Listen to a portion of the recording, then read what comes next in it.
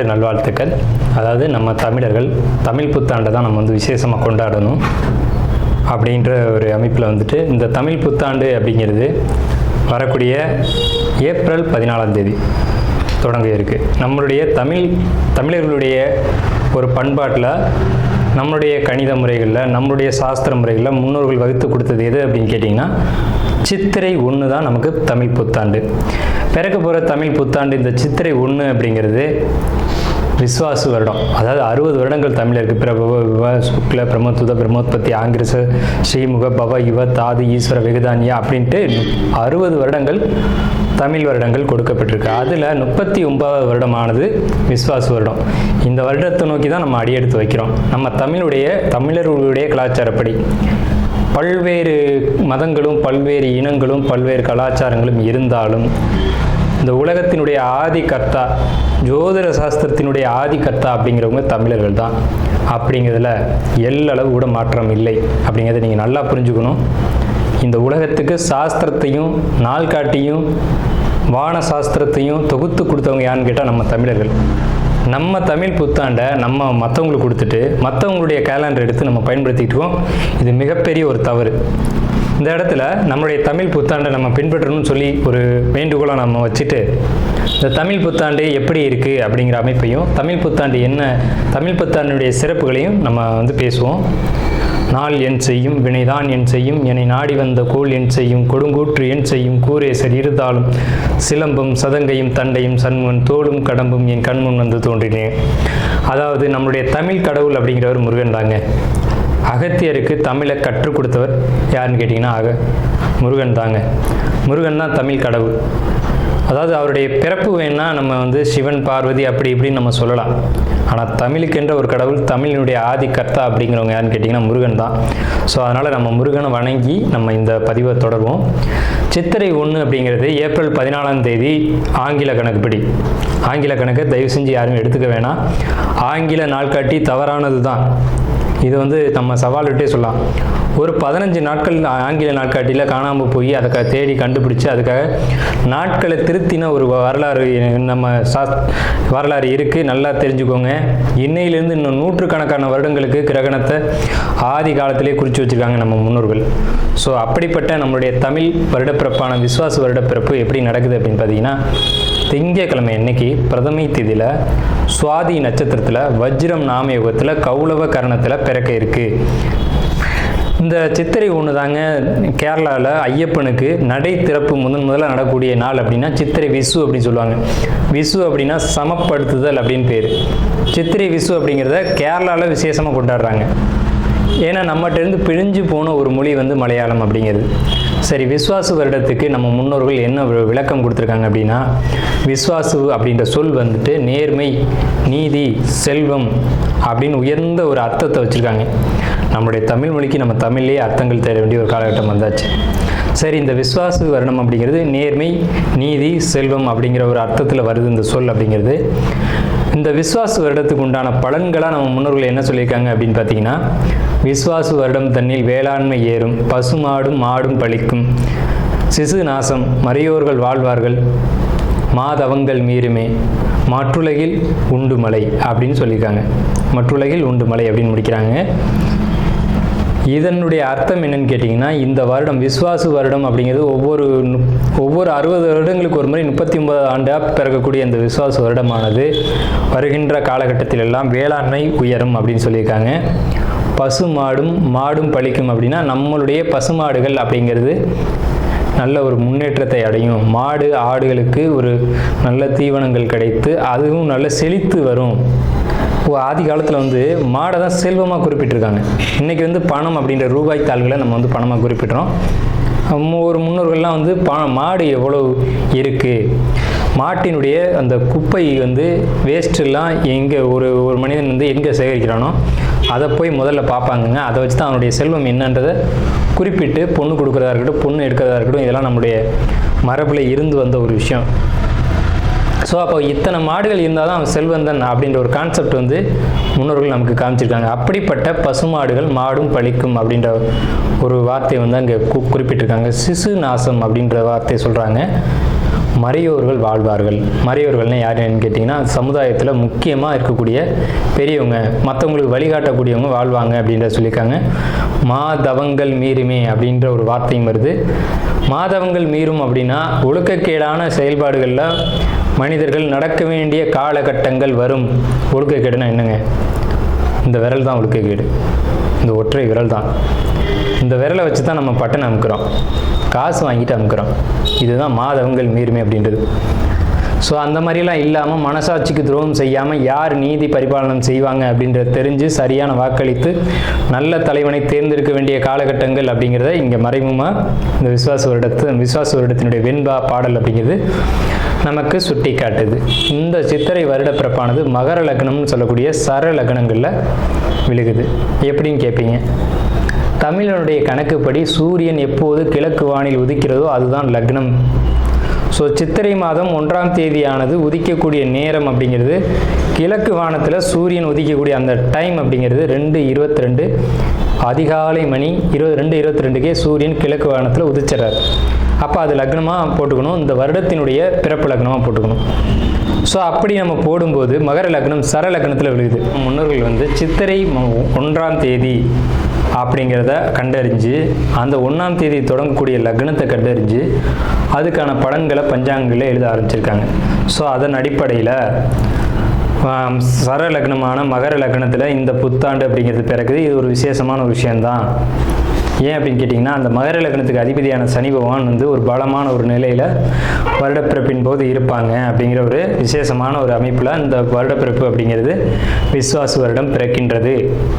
So இந்த விஸ்வாச வருடம் பிறக்கும் போதே நமக்கு ஒரு நல்ல செய்தி கிடைச்சாச்சு, இந்த வருடம் நன்றாக இருக்க போகுது அப்படிங்கிற ஒரு விஷயம்.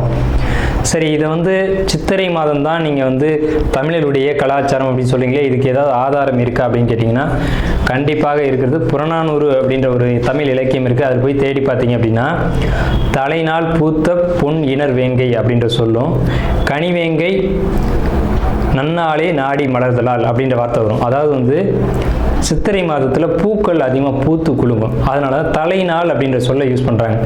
தலைநாள்னா முதல் மாதம் அப்படின்னு, தலை மாதம் கடை மாதம் அப்படின்னு பிரிக்கிறாங்க. கனிவேங்கை நாடி மலர்தலால், கனிவேங்கை நல்லான் நாடி மலர்தலால், அந்த பூக்கள் பூக்கிறதுனால அந்த கனிவேங்கை மாதம் அப்படிங்கிறதையும் தலைநாள் பூத்த பொன் இனர் வேங்கை அப்படின்ற சொல்லும் புறநானூறு அப்படின்ற இலக்கியத்தில் தமிழ் மாதம் முதல் மாதம் சித்திரை மாதம்ன்ற குறிப்பீடு அங்கே இருக்குது. சரிங்களா? வண்ண மலர்கள் பூத்து குலுங்கக்கூடிய ஒரு பொன்னான மலர்கள், பொன் போன்ற மலர்கள். இன்றைக்கும் கேரளாவில் ஒரு மஞ்சள் நிறத்தில் தங்க நிறத்தில் பூக்கக்கூடிய பூக்களை பறித்து அவங்க விசேஷத்துக்கு சித்திரை 1 அன்னைக்கு கொண்டாடுறாங்க. அவங்க தமிழ் பண்பாடை பின்பற்றுறாங்க அப்படின்றத இதை நீங்கள் தெரிஞ்சுக்கலாம். சரிங்களா? இப்போ இந்த சித்திரைக்கு அதிதேவதை யாருன்னு கேட்டிங்கன்னா மகாவிஷ்ணு. மகாவிஷ்ணு தான் காக்கக்கூடிய கடவுள் அப்படின்னு சொல்கிறாங்க. மகாவிஷ்ணு எங்கும் நிறைந்தவர் அப்படின்னு சொல்கிறாங்க. சரிங்க சார், சித்திரை மாதம் விசேஷங்களை கொண்டாடலாமா அப்படின்ற ஒரு கேள்வி வரும். 100% கொண்டாடலாம். ஏன்னு கேளுங்க. இதுக்கு உதாரணம் ராமர் தான். ராமர் பட்டாபிஷேகம் ஏற்ற மாதம் எதுன்னு கேட்டிங்கன்னா சித்திரை மாதங்க. அப்போது விலக்கப்பட்ட மாதங்கள் அல்ல, இது விசேஷத்துக்கு ஏற்றுக்கொள்ளப்பட்ட மாதம் எதுன்னு கேட்டிங்கன்னா சித்திரை மாதம்தான். பகவத்கீதையிலே ஒரு வார்த்தை வருது, ருதுக்களில் நான் வசந்த ருதுவாக இருக்கிறேன் அப்படின்னு கிருஷ்ணன் சொல்கிறார். நம்மளுடைய வாக்கியம் இல்லை, இது பகவானுடைய சொல். அப்போ வசந்த ருது அப்படின்றது எதுன்னு கேட்டிங்கன்னா சித்திரை 1 தான் வசந்த ருதுவினுடைய தொடக்கம். வசந்த காலம் அப்படிங்கிறது வெயில் காலம் அப்படின்னு தான் பேர், கோடை காலம் அப்படின்னு பேர். வசந்த காலமானது சித்திரை வைகாசி, இந்த 2 மாதத்தையும் வசந்த காலம் அப்படின்னு குறிப்பிடுறாங்க சமஸ்கிருதத்தில். அப்போ இந்த வசந்த காலம் எனக்கு பிடித்த ருது அப்படின்னு சொல்கிறாரு கிருஷ்ணர். ஸோ ராமர் பட்டாபிஷேகம் ஏற்றுக்கிட்ட ருது எது அப்படின்னு கேட்டிங்கன்னா சித்திரை மாதம். அப்போ சித்திரை மாதம் புது வீடு வாங்கலாம், புது வீடுக்கு கிரகப்பிரவேசம் பண்ணலாம், புது மனை எழுப்பலாம், மனை சம்பந்தப்பட்ட விஷயங்கள், மங்கள காரியங்கள், இது எல்லாம் செய்வதற்கு உகந்த மாதம் சித்திரை மாதம். சரி, அப்போ அந்த சித்திரை மாதம் பார்த்திங்கன்னா சித்திரா பௌர்ணமி அப்படின்னு ஒன்று வரும். சித்திரை பௌர்ணமி அப்படின்ற ஒரு விசேஷம் வரும். சூரியன் மேசத்திலும் சந்திரன் துலாத்திலும் இருந்து சித்திரை நட்சத்திரம் வருகின்ற நாளில் பௌர்ணமி திதியானது உதிக்கும். ஒவ்வொரு தமிழ் மாதத்துக்கும் குறிப்பிட்ட நட்சத்திரத்தில் தான் பௌர்ணமி திதி வரும். அந்த திதி எந்த காலகட்டத்திலையும் மாறாது. அதனால தான் தமிழர்கள் ரொம்ப நுட்பமானவர்கள் நம்ம சொல்கிறோம். வைகாசி மாதம் அப்படின்னு எடுத்துக்கிட்டோம்னா அந்த மாதத்துக்கு பேர் வைகாசின்னு ஏன் வந்தது அப்படிங்கிறது தெரியணும்.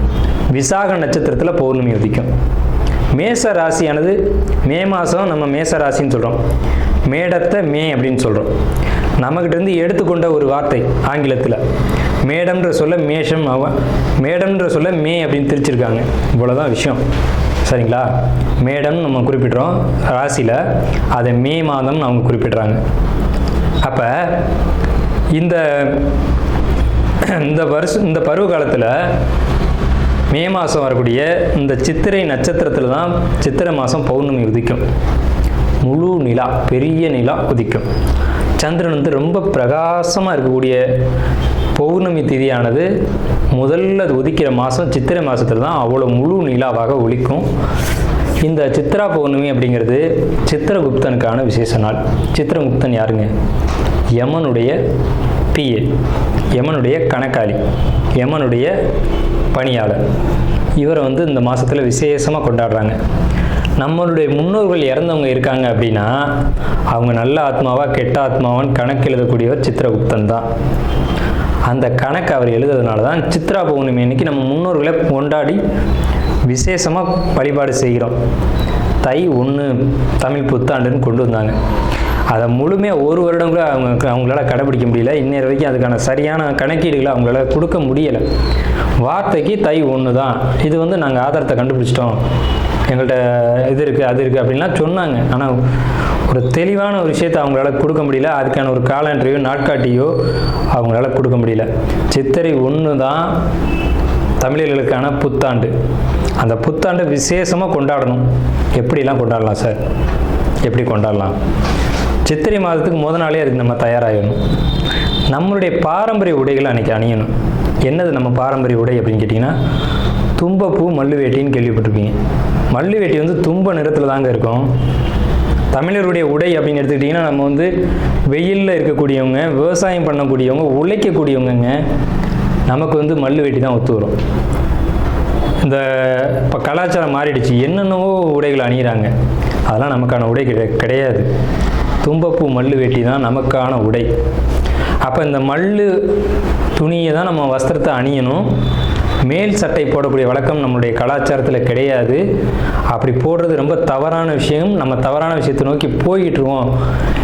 ஒரு ஊசியில் குத்தி ஒரு துணியை நெஞ்சு நீங்கள் போட்டிங்கன்னா நீங்கள் தமிழர்களே கிடையாது. உறுதியாக சொல்லுவேன். வெறும் துணியை நூலில் கோக்காமல் அணிகிறவன் தான் உண்மையான தமிழன். இதை மறுத்து பேசவே முடியாது. இதுதான் உண்மையான வரலாறு. அதாவது ஒரு துணியை எடுத்து அப்படியே உடலில் சுற்றிக்கணும், அவன் தான் தமிழன்.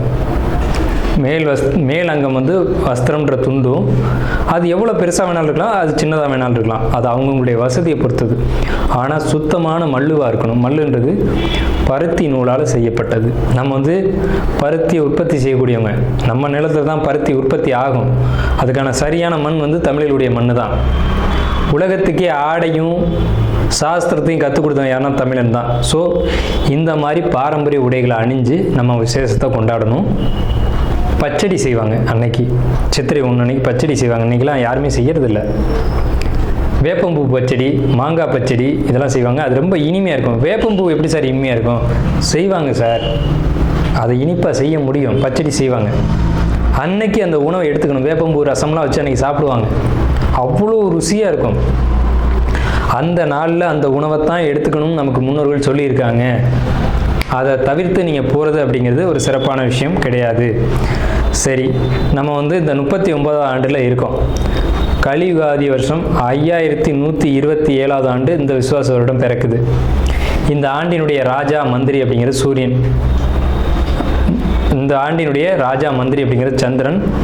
அர்க்காதிபதி சூரியன், மேகாதிபதி சூரியன், சஸ்யாதிபதி குரு, சேனாதிபதி சூரியன், ரசாதிபதி சனி. இந்த ஆண்டினுடைய ராஜா அப்படின்னு சொல்லக்கூடியவர் சந்திரன் பலமாக இருக்காங்க. இந்த ஆண்டு உடைய தொடக்கத்திலே பலமாக இருக்காங்க. சனி பலமாக இருக்காங்க. சூரியன் பலமாக இருக்காங்க. சூரியன் எப்போவுமே வருஷ ஆண்டு பிறப்பு அப்படின்னாலே சூரியன் பலமாக தான் இருப்பார். அது என்ன ஸ்பெஷல்னு கேட்டிங்கன்னா, அந்த வீடு வந்து எந்த ஒரு பலகீனமும் அடையாமல் இருக்குது. மேசராசி. சஸ்யாதிபதி குரு அதீத பலத்தில் இருக்கார். எப்படின்னு கேட்டிங்கன்னா, பரிவர்த்தனை யோகத்தில் குரு சுக்கிரன் பரிவர்த்தனையில் தங்களுடைய வீடுகளை மாற்றிக்கிட்டு, பகை கிரகங்கள் தான் குரு சுக்கிரன், ஆனால் தங்களுடைய வீடுகளை பரிமாற்றம் செஞ்சுக்கிட்டு நல்ல ஒரு பலமான நிலையில் இருக்காங்க. இந்த வருஷம் மழை வந்து ரொம்ப அற்புதமாக பெய்யும். சகல ஜீவராசிகளுக்கும் உணவுகள் தட்டுப்பாடு இல்லாமல் கிடைக்கும். ரொம்ப பெரிய ஒரு அற்புதமான விஷயம். அன்னதானங்கள், கோயில் விசேஷங்கள் சிறப்பாக நடக்கும். ஆனால் அந்த புனித யாத்திரைக்கு போகக்கூடியவங்களுக்கு இந்த விஸ்வாச வருடம் அவ்வளோ சிறப்பாக இல்லை. அங்கே சில நெருக்கடிகள், தொந்தரவுகள் இருக்கலாம் அப்படின்ற ஒரு சின்ன மைனஸ் மட்டும்தான் இருக்குது. அதே நேரத்தில் உணவு உற்பத்திகள் அப்படிங்கிறது அதிகரிக்கும். மழை நல்லா பொழியும். அணு ஆயுத உற்பத்திகள் அதிகமாக இருக்கும். ஆயுதங்கள், இரும்பு, எஃகு போன்ற விஷயங்களுடைய உற்பத்தி அதிகரிக்கும். மருத்துவத்தில் இந்திய தேசம் முதலிடத்தை வகிக்கும். வட மாநிலங்களில் வெள்ள பாதிப்புகள் ஏற்படும். மின்சார தடைகள் அடிக்கடி ஏற்படும். பேட்டரி வாகனங்கள் அதிகரிக்கும். பெரும்பாலும் இந்த பெட்ரோலியம் சம்மந்தப்பட்ட வாகனங்கள் அப்படிங்கிறது குறையும். தங்கம், வெள்ளி உளைச்சல் அப்படிங்கிறது உச்சத்தை அடையும். விலை உச்சத்தை அடையும். தங்கம், வெள்ளியை பொறுத்த வரைக்கும், ஆபரணங்களை பொறுத்த வரைக்கும் விலை உச்சத்தை அடையும். ஆனால் விலையும் அதிகம் அடையும் போதெல்லாம் அந்த விற்பனையும் அதிகமாகும். நல்ல லாபங்கள் கிடைக்கும். அதிகமாக தங்க நகைகளை வாங்கி அணியக்கூடியதும் சேமிக்கக்கூடியதும் இந்த ஆண்டு மக்கள் செய்வாங்க. சுரங்கம், பெட்ரோலியம், கிணறு இதை பொறுத்த வரைக்கும் விபத்துக்கள் ஏற்படுத்தி கொண்டே இருக்கும். பெண்களுக்கு அவமரியாதைகளும் பாலியல் தொந்தரவும் நடைபெறும். இது ஒரு மைனஸ் தாங்க. பூச்சி, கருவண்டு இந்த மாதிரியான விஷயங்கள் அதிகரிக்கும். வெங்காயம், தக்காளி, பூண்டு, மாங்காய், புளி இதனுடைய உற்பத்தியும் அதிகமாக இருக்கும். விலையும் அதிகமாக இருக்கும். மனிதர்களுக்கு இந்த நடைப்பயணம் போகக்கூடியவங்களுக்கு மட்டும் கொஞ்சம் தொந்தரவுகள் இருக்குங்க. இது இந்த ஆண்டினுடைய பலனாக இருக்குது. இந்த ஆண்டு எப்படி கொண்டாடணும் அப்படின்றத பற்றி நம்ம பேசணும், சரிங்களா? அப்போ அந்த நாளில் புத்தாடைகள் அணிஞ்சு விசேஷமாக நம்ம அதுக்கு முத நாளே தயாராகிடணும். சித்திரை கனி காணுதல் அப்படின்னு சொல்லுவாங்க. சித்திரை கனி காணுதல் தமிழருடைய ஒரு மரபான பண்பாடு. இந்த சித்திரை மாதத்துக்கு முத நாளே அதுக்கான ஏற்பாடுகள்லாம் செஞ்சு வச்சுட்டு நீங்கள் அடுத்த நாள் புத்தாண்டு பிறக்கும்போது அந்த சித்திரை கனி காணுதலோடு நீங்கள் தொடங்குனீங்க அப்படின்னா இந்த புத்தாண்டு ரொம்ப பெரிய விசேஷத்தை உங்களுக்கு கொடுக்கும். நீங்கள் 12 ராசிகளில் எந்த ராசியில் பிறந்திருந்தாலும் உங்களுக்கு ஏற்றம் தான் அப்படிங்கிறதுல மாற்றுக்கிறதுக்கு இடமில்லை. 12 ராசிகளுக்கும் யோகத்தை கொடுக்கக்கூடிய ஒரு ஆண்டு தான் இந்த சித்திரை புத்தாண்டு பிறப்பு, விஸ்வாச வருட பிறப்பு. விஸ்வாசு அப்படின்னாலே விஸ்வாசம் அப்படின்ற சொல்ல ஒரு தெரிந்த சொல்ல தான் நம்ம பார்க்குறோம். நேர்மையாகவும் மக்கள் செயல்படுவாங்க, நீதியோடு நடந்துக்குவாங்க. நீதி என்னன்றது தெரியும். தலைமையில் இருக்கக்கூடியவங்களுக்கு கொஞ்சம் தொந்தரவுகள் வரும். தலைமை அப்படின்னா உங்களுக்கு தெரியும், அரசாங்கத்தில் அரசியலில் இருக்கக்கூடியவங்களுக்கு தொந்தரவுகள் வருது அப்படிங்கிறதெல்லாம் மாற்றுக்கிறதுக்கு இடமில்லை. இதை பலர் சொல்லலாம், பலர் மறுக்கலாம். நடக்கும்போது சில விஷயங்கள் நீங்கள் தெரிஞ்சுக்கிங்க. புத்தாண்டினுடைய பிறப்பானது சிம்ம மாந்தியில் தொடங்குகிறது. அப்போ தலைமையில் இருக்கக்கூடியவங்க யாருன்னு நம்ம குறிப்பிட்டு சொல்ல முடியாது. எல்லாருமே தலைமை தான். அந்த பார்லிமெண்ட்டு, அதே மாதிரி நாடாளுமன்றம், இந்த மாதிரி இடங்களுக்கு போகக்கூடியவங்க எல்லாருமே தலைமை தான். இவங்களுக்கு மட்டும் கொஞ்சம் எச்சரிக்கையாக இருக்கணும் அப்படின்ற காலகட்டம். உடலையும் மனதையும் தைரியமாக பார்த்து கொள்ள வேண்டும் அப்படின்ற காலகட்டம் இந்த விஸ்வாச வருடம். அதே சமயத்தில் நீதி, நேர்மை யாரெல்லாம் கடைபிடிக்கிறீங்களோ உங்களுக்கு இந்த விஸ்வாச வருடம் உங்களை விசுவாசமாக காப்பாற்றும் அப்படிங்கிறதுலையும் மாற்றுக்கிறதுக்கு இடம் இல்லைங்க. ஸோ நம்மளுடைய இந்த வீடியோ பார்த்த அனைவருக்கும் நன்றிகள். சுவாதி நட்சத்திரக்காரங்க, இந்த விஸ்வாச வருடம் என்ன பலன்கள் நடக்கும் அப்படின்னு பார்த்தீங்கன்னா, நண்பர்கள் மத்தியில் பெரிய மதிப்பு மரியாதை கிடைக்கும். சொந்த பந்தத்துக்கு மத்தியிலையும் நல்ல மதிப்பு மரியாதைகள் கிடைக்கும். நீங்கள் ஆசைப்பட்டதெல்லாம் கிடைக்கும். முன்னேற்றத்தை அடைவீங்க. முன்னேற்றத்தை நோக்கி உங்களுடைய பயணம் அப்படிங்கிறது இருக்கும். கண்டிப்பாக குழந்தை இல்லை அப்படின்னு சொல்லக்கூடிய சுவாதி நட்சத்திரக்காரங்களுக்கு நிச்சயமாக குழந்தை உண்டு. IVF ட்ரை பண்ணுறவங்களுக்கு நிச்சயமாக குழந்தை உண்டு. குழந்தை இல்லைன்னு எங்கிருக்கக்கூடிய சுவாதி நட்சத்திரத்துக்கு நிச்சயமாக இந்த விஸ்வாச வருடத்தில் குழந்தை உண்டு. வாழ்க்கையில் மிகப்பெரிய வளர்ச்சியை நோக்கி இந்த காலகட்டத்தில் நீங்கள் போவீங்க. துளாராசி அப்படிங்கிறது தராசு தட்டு. 2 பக்கம் தராசு தட்டு இருக்கும். அந்த தராசு தட்டுடைய நேர் எதிர்த்தன்மைகளை சுட்டி காட்ட முடியாது. அது முள் சுட்டி காட்டும். ஸோ அப்படிப்பட்ட நடுநிலைமை தவறாத துளாராசிக்காரங்க அப்படின்னு பேர். உண்மையிலே துளாராசியில் தான் மிகப்பெரிய நாத்திகவாதிகளும், அதே துளாராசியில் தான் மிகப்பெரிய ஆன்மீகவாதிகளும் அவதரிச்சிருக்காங்க. ஸோ எதிரும் புதிருமான ராசி தான் அந்த துளாராசி. ஒன்று தெய்வ நம்பிக்கை சுத்தமாக இருக்காது, இல்லைன்னா தெய்வ நம்பிக்கை ரொம்ப அதிகமாக இருக்கும். ஸோ இப்படிப்பட்ட ஒரு கான்செப்டில் இருக்கக்கூடிய உங்களுடைய குணம் அப்படிங்கிறது இப்படி தான் எதிரும் புதிருமாக இருக்கும். மிகப்பெரிய பெரிய இறைவனை கண்டறிஞ்சவங்க, இறைவனே கதி அப்படின்னு போனவங்க எல்லாம் பார்த்தீங்கன்னா துளாராசி தான். கடவுளே இல்லைன்னு சொன்னவங்களும் துளாராசி தான். ஏன் இப்படி நடக்குது அப்படின்னு பார்த்தீங்கன்னா, இந்த ராசி தான் ராசி மண்டலத்தையே 2ஆக பிரிக்கக்கூடிய ராசி. ஸோ அதனால் நீதி, நேர்மை அப்படிங்கிறதுக்கு இந்த ராசிக்கு பஞ்சம் இருக்காது. கரெக்டாக நூல் பிடிச்ச மாதிரி இருக்கணும். இவங்களுக்கு எப்போவுமே கோபம் அதிகம் வரும். ஏன்னு கேட்டிங்கன்னா, இவங்க வந்து அந்த நீதி தவறும்போது அதை பொறுமையாக பார்த்து இருக்க மாட்டாங்க. சனி உச்சம் அப்படிங்கிறதுனால பொறுமை அப்படிங்கிறது உங்களுக்கு கொஞ்சம் பற்றாக்குறையாக தான் இருக்கும். ஆனால் பொறுமையாக இருந்தாங்கன்னா ரொம்ப லைஃப் வந்து சூப்பராக இருக்கும் அப்படின்னு கூட சொல்லலாம்.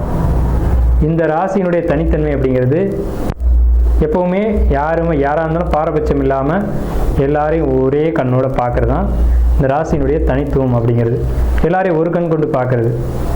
இவர் வேண்டியவர், இவர் வேண்டாதவர், இவர் அப்பா, இவர் வேற ஒருவர் அப்படிங்கிறதெல்லாம் இல்லாமல் யார் தப்பு பண்ணாலும் தப்பு, யார் சரி செஞ்சாலும் சரி அப்படின்னு உறக்க சொல்லக்கூடியது எந்த ராசின்னா துலா ராசி தான். சரிங்களா? இப்போ சார் எங்களுக்கு இந்த விசுவாச வருஷம் எப்படி இருக்குது அப்படின்னு நீங்கள் கேட்டிங்க அப்படின்னா சூப்பராக இருக்குது. ஏன் சார் அப்படி சொல்கிறீங்க? உங்கள் ராசிக்கு ஆகாத கிரகம் 3 ஆறுக்குடைய குரு, ஆனால் 9ஆம் இடத்துல உட்காந்துருக்கார். ஓடிப்போனவனுக்கு 9ல் குரு, அகப்பட்டவனுக்கு அட்டமத்தில் ராகு அப்படின்னு சொல்லுவாங்க. அப்போ ஓடிப்போனவனுக்கு 9ல் குருனா ஏன் அப்படி சொல்லியிருக்காங்க அப்படின்னா 9ல் குரு இருந்தால் ராசியை பார்க்கும், ராசிக்கு 3ஆம் இடத்தை பார்க்கும், ராசிக்கு 5ஆம் இடத்தை ஒரே காலத்தில் பார்க்கும். ராசி 3, 5 இந்த 3 இடங்களை ஒரே காலத்தில் பார்க்கும்போது அது மிகப்பெரிய நல்ல விஷயங்களை செஞ்சுட்டு போயிடும். என்ன நல்ல விஷயன்றதை பார்ப்போம். முதல்ல தனவரவு. பணம் தானே எல்லாத்துக்கும் முக்கியம். அது துலா ராசிக்கு ரொம்ப முக்கியம் வந்து பணம் தான். ஏன்னா இந்த வீட்டின் அதிபதிய சுக்கிரன் தானே. திடீர் தனவரவு அதிர்ஷ்டமும் இந்த விசுவாசத்தில் உங்களுக்கு தான் உண்டு. கணவன் மனைவி உறவை பொறுத்த வரைக்கும் கொஞ்சம் கான்ட்ராவர்சி அப்படிங்கிறது இருக்கத்தான் செய்யும். இருந்தாலும் பரவாயில்ல அப்படின்ற மாதிரி ஓடிடும். இது வரைக்கும் உங்களுடைய பொருளாதார நிலைகள் கொஞ்சம் தட்டுப்பாடாக தான் இருக்கும். வரவுக்கு மீறி செலவு இருக்கும். குடும்பத்தில் சுபகாரியங்கள் நடந்திருக்கும், அதுக்கான செலவுகள் நீங்கள் மேற்கொண்டிருப்பீங்க. ஸோ இதெல்லாம் கடந்த காலகட்டத்தில் நடந்தது. நல்ல சிந்தனைகள், புதிய முயற்சிகள் இப்போ நடக்கும். அதே மாதிரி புதிய தொழில் முயற்சிகள், புதிய வேலை வாய்ப்புகள் இதெல்லாம் அதிகரிக்கக்கூடும். இதனால் உங்களுக்கு வந்து பார்த்திங்கன்னா எதிர்காலம் அப்படிங்கிறது ரொம்ப பிரைட்டாக தெரியும். எதிர்காலம் பற்றின உங்களுடைய கனவுகள் வந்து பெரிய அளவில் வச்சுக்கிட்டே போவீங்க. அதிர்ஷ்டமான காலகட்டம் தான் அப்படிங்கிறதுல எந்த ஒரு மாற்று கருத்துக்கு இடமில்ல. சாதாரண நிலையிலேருந்து மிக பிரம்மாண்டமான நிலைக்கு உயர போகிறீங்க அப்படிங்கிறதுல மாற்று கருத்துக்கு இடமில்லை. முன்னேற்றத்தை அடைவிக்க நல்ல திறமையும் அந்த திறமைக்கான சரியான வாய்ப்புகள் இந்த காலகட்டத்தில் கிடைக்கும். இப்போ ஒரு குழப்பத்திலேருந்து ஒரு தெளிவு கிடைக்கும். ஏன்னா சந்திரனை குரு பார்க்குறாங்க. ஒரு நாள் குழப்பத்திலேயே போட்டு இதை செய்வோமா வேணாமா வேணாம் அப்படின்னு நினச்சிட்டு இருந்ததுக்கு பதிலாக இப்போ ஒரு தெளிவு கிடைச்சிக்கும். இதை செய்யலாம் அப்படின்ற ஒரு இறுதியான ஒரு முடிவு வருவீங்க. இடமாற்றங்களும் பயணங்களும் அலைச்சல்களும் உங்களுக்கு உண்டு. அதனால் பாதிப்பு இருக்கா சார் அப்படின்னு கேட்டிங்கன்னா கண்டிப்பாக பாதிப்பு இல்லை. அதனால் நல்ல ஒரு சிறப்பான நிலைக்கு போகக்கூடிய காலகட்டம் தான் உங்களுக்கு வந்துக்கிட்டு இருக்கு.